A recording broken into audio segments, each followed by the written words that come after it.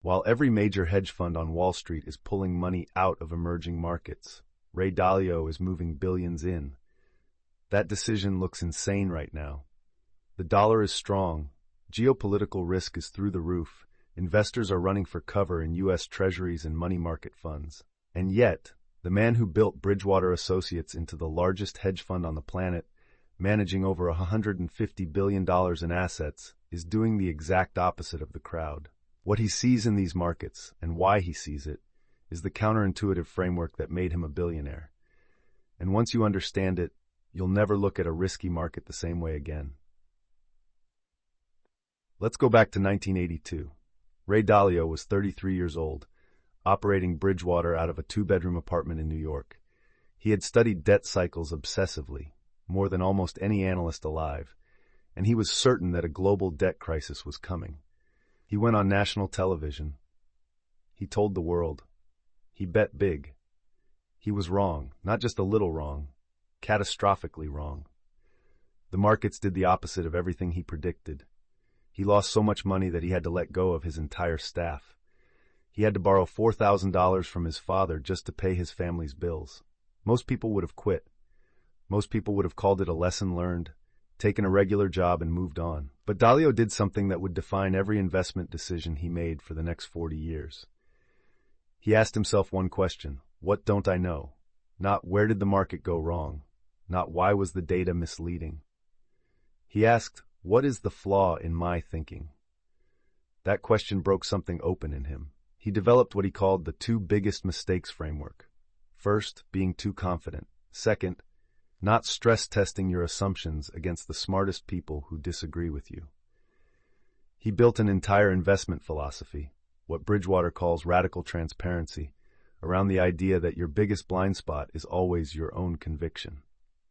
Now hold that thought, because that 1982 lesson is exactly why Dalio is doing what he's doing in emerging markets today, and the logic will surprise you. Here's what the mainstream financial press is telling you right now. Emerging markets are dangerous. China's economy is slowing. India is volatile. Brazil is politically unstable. Currency risk is elevated. Capital is flowing into the United States because U.S. interest rates remain historically attractive. The data looks clean. The case for staying home looks airtight. But Dalio sees something else entirely. In his research, published through Bridgewater and his own writing, Dalio has been explicit. He believes the United States is in the late stages of a long-term debt cycle. Federal debt has crossed $34 trillion. The U.S. is now spending more on interest payments, over $1 trillion annually, than on national defense. That number isn't a talking point. That's the Treasury Department's own data.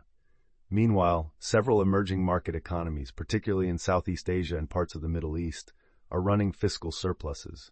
Their debt-to-GDP ratios are lower than they've been in decades. Their demographics are younger. Their productivity curves are still rising. Dalio has said, and I'm quoting directly here, "The biggest mistake investors make is extrapolating what's happening now into the future."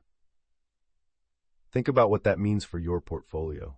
If you're only holding U.S. assets because the U.S. feels safe right now, you're doing exactly what Dalio trained himself not to do after 1982. You're mistaking current comfort for future security. But here's what the textbooks never tell you about what he actually did. Dalio doesn't just buy emerging markets because he's bullish on them. He buys them because of what they do to a portfolio. This is the part most retail investors completely miss. In 1996, Dalio introduced a concept called the all-weather portfolio. The core idea wasn't about finding the best performing asset.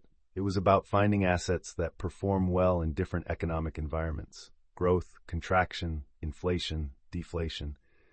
The goal wasn't maximum return, it was maximum return per unit of risk. Emerging markets in Dalio's framework aren't a bet on emerging markets. They're a hedge against the very specific risks building inside the U.S. economy right now. When the dollar weakens, and Dalio has publicly stated he believes dollar dominance will erode over the next decade, assets priced in other currencies appreciate in dollar terms. When U.S. interest rates eventually fall, and they will, capital flows back out of the dollar and into higher growth economies. Bridgewater's internal research has consistently shown that a portfolio with 15 to 20% exposure to non-U.S. emerging market assets has historically produced comparable returns with meaningfully lower volatility over 20-year periods. Not because emerging markets are safe, because they're different. And different is what reduces risk when your home market cracks. Here's the rhetorical gut punch. What if the risky trade and the safe trade have been switched, and almost nobody's noticed yet? In 2007, mortgage-backed securities were rated AAA. They were considered safe. The risky trade was betting against the housing market. We know how that ended. Dalio's entire worldview, forged in the wreckage of 1982, is built on one iron conviction. The crowd is usually right until it's catastrophically wrong. And the moment everyone agrees something is dangerous is often the moment it becomes the best risk-adjusted opportunity on the board. He's not buying emerging markets in spite of the fear. He's buying them because of it. So what does this mean for a regular investor? Someone who isn't managing 150 billions but maybe 150,000 or $15,000 or $1,500.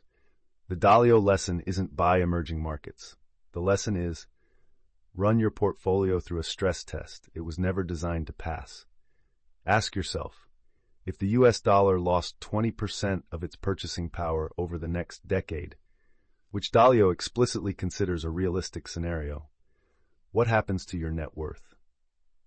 If U.S. equities traded sideways for 10 years, the way Japanese equities did after 1989, what does your retirement look like?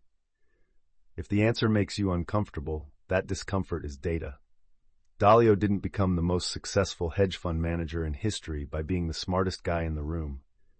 He became the best by being the most willing to stress test his own beliefs. The 1982 collapse didn't destroy him. It built the framework that generated decades of returns. Now here's the question I want you to sit with. If Ray Dalio, with access to the most sophisticated risk models on Earth, is diversifying away from the U.S. right now, what does that tell you about what he sees coming? Drop your answer in the comments. Because the next video covers the specific instrument Dalio has been quietly accumulating that almost no retail investor is talking about. And it's not a stock, it's not a bond, and it's not gold. This video is for educational purposes only.